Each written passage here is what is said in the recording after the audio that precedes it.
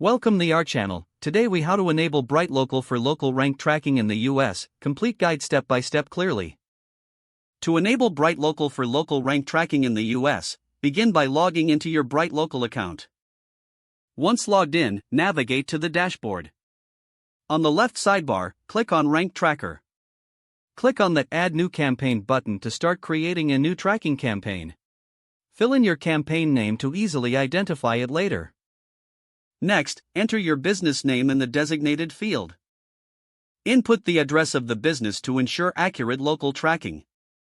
Select the relevant location where you want to track your rankings. Choose the search engines you wish to monitor, focusing on Google for the US. Decide whether to track desktop, mobile, or both versions of search results. Add the keywords relevant to your business that you want to track.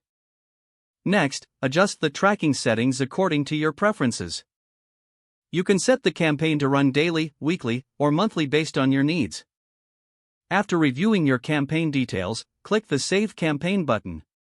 Your campaign will now be created, and BrightLocal will start gathering data.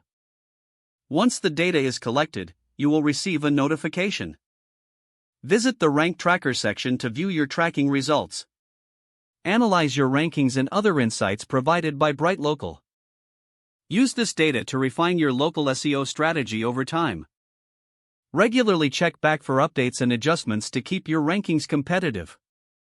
If the page does not load, refresh the browser or try again in a private or incognito window.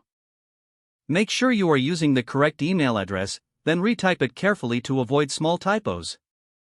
If your password is not accepted, use the reset option and create a new strong password you can remember. Check your spam folder for verification or security emails, then complete any requested confirmation steps. Enable two-factor authentication if available to improve account security and reduce unauthorized access risk. After signing in, review your profile details so your contact information and settings are accurate and current.